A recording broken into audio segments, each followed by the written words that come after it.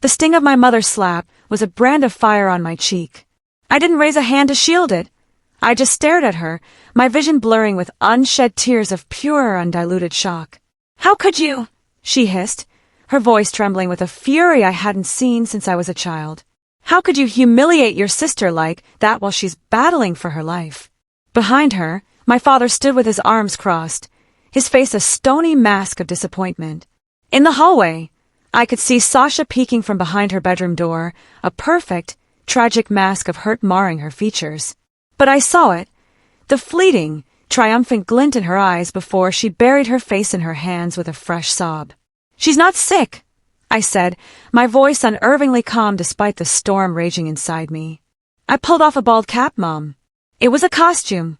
They were expensive hair extensions," my mother cried, her own tears starting to fall. She spent thousands on realistic ones because she didn't want people to pity her for being bald.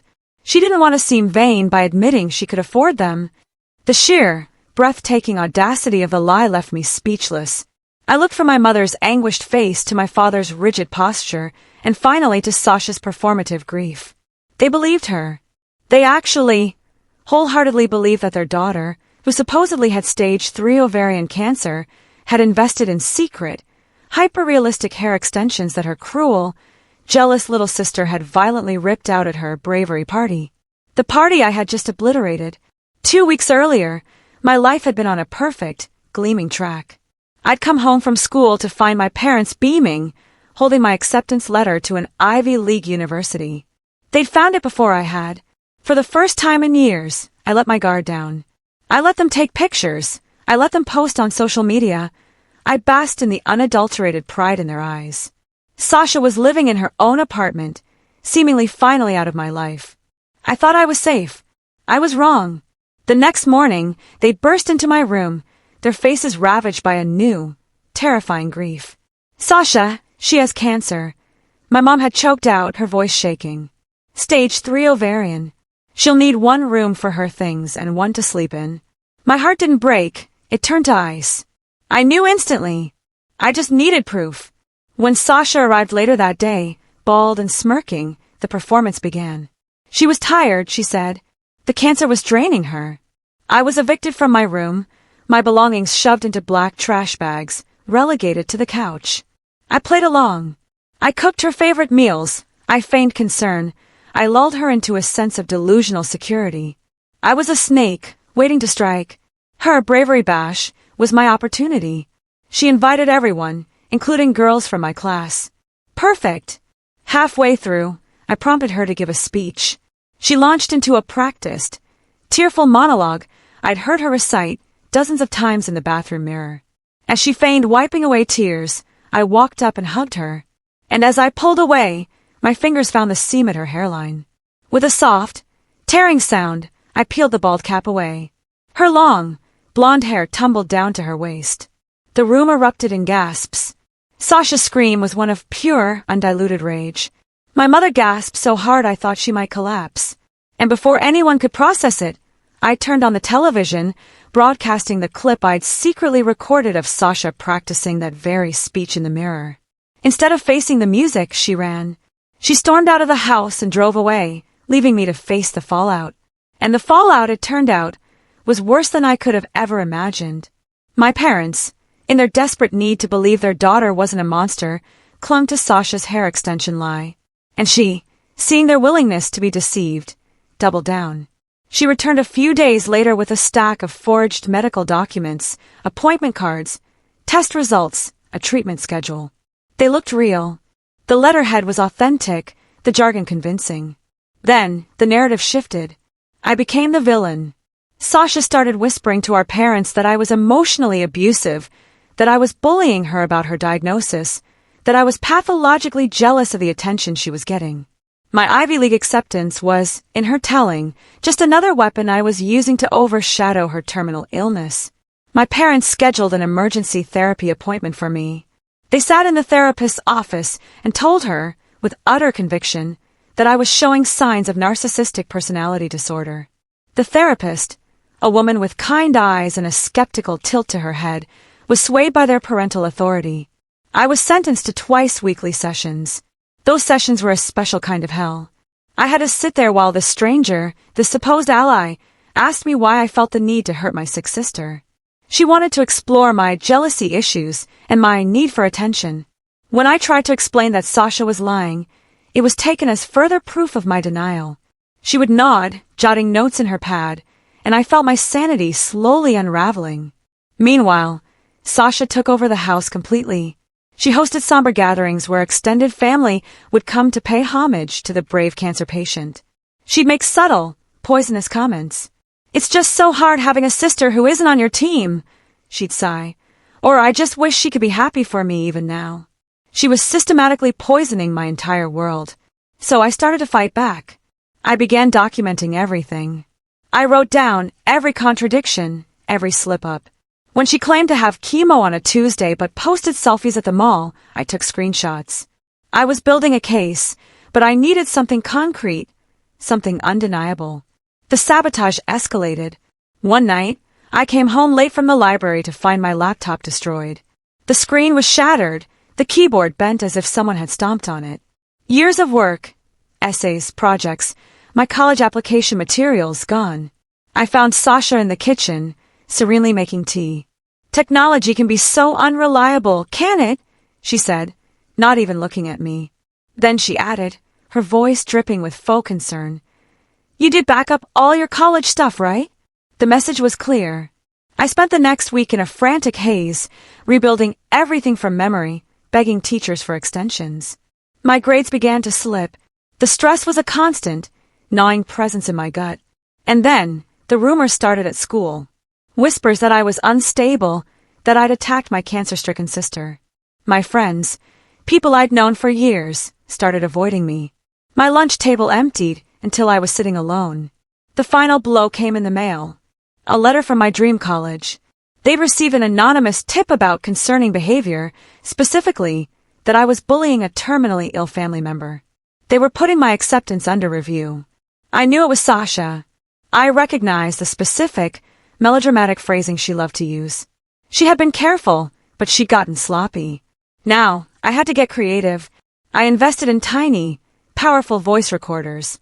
I hid them behind picture frames, under tables, in the air vents of our shared spaces. I was a spy in my own home, a ghost collecting evidence of my own reality. The recordings were worse than I could have imagined. Late at night, I'd listen to Sasha on the phone with her friends, her voice a cruel, contemptuous sneer. "You should see their faces," she'd laugh. "So worried. So gullible." Mom actually cried when I said the fake chemo made me nauseous. I heard her brag about getting my room, about ruining my college plans. I heard her mimic my mother's concerned voice, exaggerating it until her friends cackled with laughter on the other end. Each confession was a fresh wound, but I saved every file, labeling them meticulously, storing them across multiple cloud accounts. This was my ammunition. But I needed an ally. My parents were lost to me, their eyes glazing over whenever I tried to speak. That's when I remembered Aunt Helen. She'd always seen through Sasha's facades, even when we were kids. She lived 2 hours away, but she was my only hope. I called her from a rusty payphone behind the school gym, my hands trembling as I fed quarters into the slot. I poured out the whole, sordid story in a rushed, desperate whisper. Helen listened in silence, then said the words I'd been desperate to hear. I knew it. I knew something was off. She agreed to come that weekend under the guise of supporting Sasha. For the first time in months, I felt a flicker of hope. That hope was nearly extinguished when I got home that Friday and found my recording devices were gone. Every single one. Vanished from their hiding spots. Sasha was on the couch, reading a magazine as if nothing had happened. "I don't know what you're talking about," she said, not looking up from the glossy pages. I still had the cloud backups, but the violation was profound. That night, I became a digital fortress, changing every password, setting up two-factor authentication, creating decoy accounts. The paranoia was a constant companion. Helen arrived on Saturday with a casserole and a perfectly crafted expression of concern. She hugged Sasha, told her how brave she was, and Sasha, the master performer, ate it up. I watched from the kitchen, my jaw clenched so tight it ached. Later, Helen came to my makeshift room on the pretext of helping me reorganize. When I showed her the evidence on my phone, The recordings, the screenshots, the detailed timeline. Her face grew dark and serious. She pointed out inconsistencies I'd missed. The identical watermarks on documents from different hospitals, the medical terminology that was just slightly off, the fact that Sasha was never sick the day after her supposed chemo.